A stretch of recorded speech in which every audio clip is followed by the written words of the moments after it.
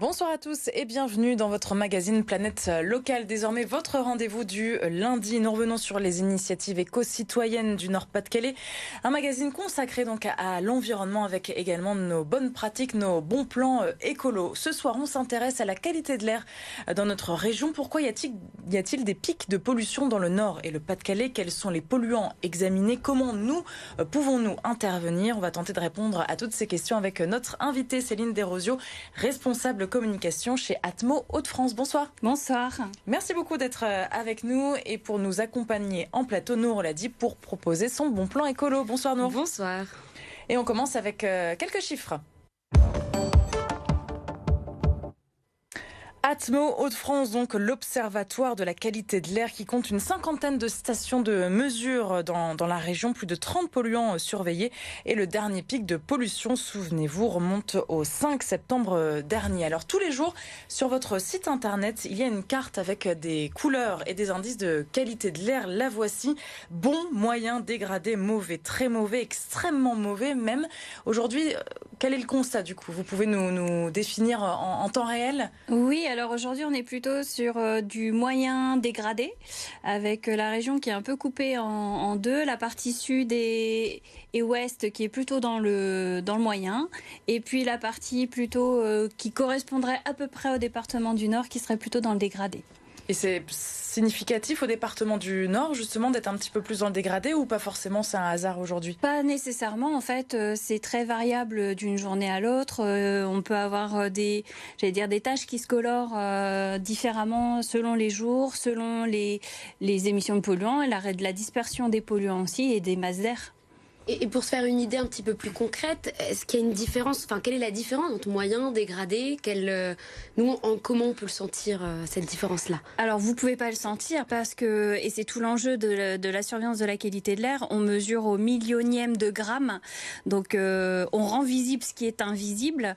C'est très différent vraiment d'une journée à l'autre. Donc, vraiment, c'est par le travail d'analyse, d'évaluation, de mesures qu'on peut informer en fait sur les résultats qui sont respirés. Alors justement, sur ces mesures, 30 polluants, on ne va pas tous les citer, mais quels sont les polluants justement que vous examinez tous les jours pour nous informer? C'est des gammes, des familles de polluants très diversifiées. On a aussi bien des traceurs du trafic routier, on a des particules qui, elles, sont vraiment multisources.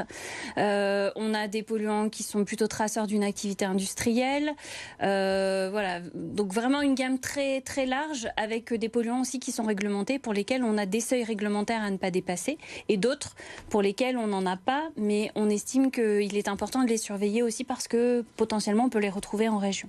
Alors on parlait du pic de pollution, le dernier en date c'était le 5, 6 et 7 septembre. Qu'est-ce qui s'est passé ce jour-là? Quel est le processus pour passer en alerte?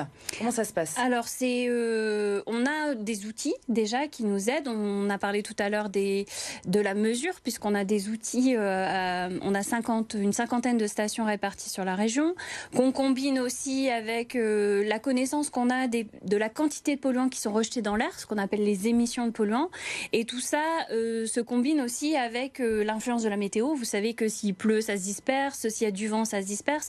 Donc on a aussi besoin de ces paramètres météorologiques.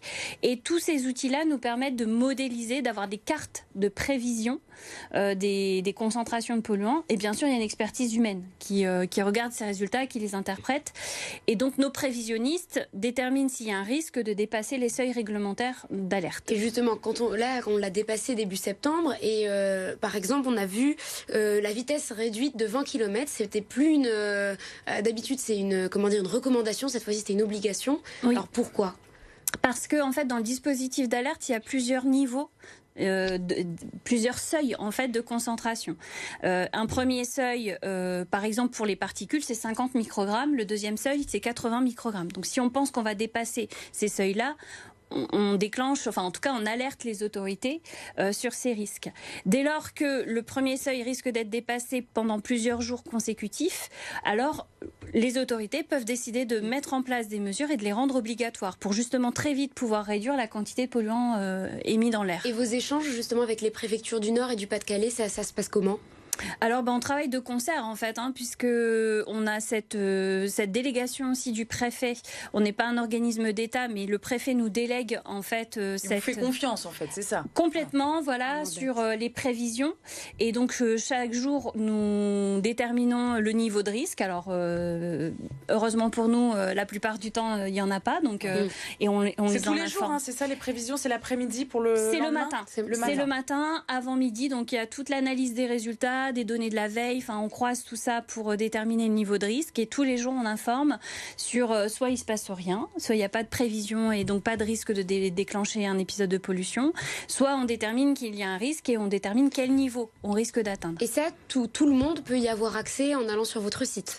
Alors oui, en fait déjà, si le site ne s'active pas en tant qu'épisode de pollution, c'est qu'il ne se passe rien. Vous avez la carte d'indice qui permet de déterminer. C'est pas parce que vous avez un niveau dégradé au niveau de l'indice que nous sommes en épisode de pollution. Il y a vraiment des seuils bien déterminés. Et on a constaté justement depuis peu sur certains smartphones, dans des applications de météo, parfois il y a on peut apercevoir ces niveaux de pollution, un curseur, exactement. Un curseur, oui. Est-ce que c'est justement en partenariat avec Atmo aussi? Pas toujours.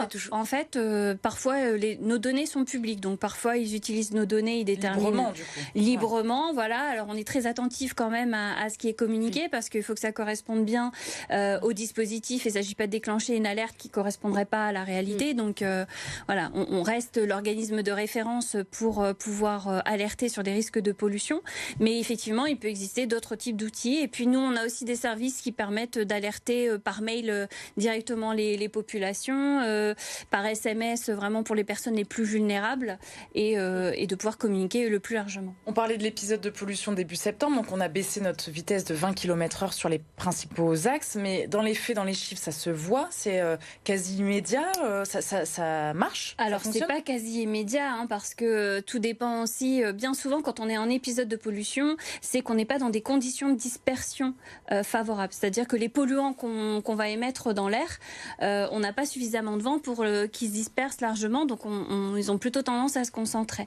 Mais plutôt, en fait, on va limiter la production de polluants.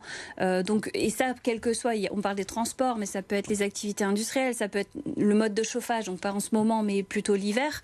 Donc plus tôt on va agir pour réduire la quantité de polluants produits, et mieux c'est pour améliorer la qualité. Et là, les pluies de cet été, il a beaucoup plu dans la région. Absolument. Cet été, n'est-ce pas? Ça a joué. Il n'y a pas eu du tout d'épisode de pollution en juillet-août. Fait très exceptionnel pour nous parce qu'entre avril et septembre, on a déclenché 0 jour d'épisode de pollution, donc il n'y a pas eu d'épisode. C'est inédit, c'est une première? C'est assez inédit, oui. Habituellement, dans les années précédentes, on observe entre 12 à 14 jours entre avril et septembre d'épisodes de pollution. Donc c'est vraiment très exceptionnel cette année et comme vous le soulignez, en lien principalement avec la météo qui était plutôt favorable pour la qualité de l'air. En tout cas, on a tous les indices chaque matin donc sur le site atmo-hdf.fr. Vous restez avec nous, on continue avec le bon plan écolo de Nour. Nous, on parlait de la voiture à l'instant. Comment on peut faire justement pour éviter cette pollution de l'air au quotidien? Eh bien, avant de prendre vos clés de voiture, pensez à une alternative. Parmi elles, le vélo, la petite reine, trône dans le royaume de la mobilité douce. On le sait, c'est bon pour la planète. Et sur un vélo, on évite les embouteillages, l'enfer du stationnement en ville. Et c'est aussi de l'exercice pour notre santé. Alors, avec plus ou moins de retard, les collectivités et communes ont bien compris que le vélo, c'est l'avenir, en investissant depuis plusieurs années, en incitant sa pratique, par exemple avec des aides à l'achat, jusqu'à 150 € remboursés pour l'achat d'un vélo classique, jusqu'à 400 € pour un vélo électrique. C'est ce que propose Valenciennes Métropole. Des subventions également à Béthune, Liévin, Mont-Saint-Barreul, Lomme, bref, elles varient en fonction d'une commune à l'autre. Et si vous vous demandez si votre ville, elle aussi propose ce type d'aide, le site de l'ADAV, c'est l'association au droit au vélo, les répertorie, les actualise, c'est très bien fait.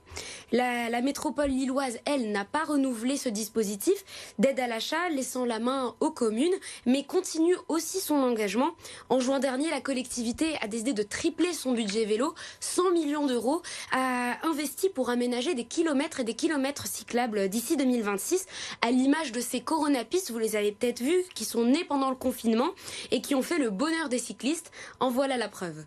Ah, quel plaisir de pouvoir rouler sur une piste cyclable de 3 mètres de large.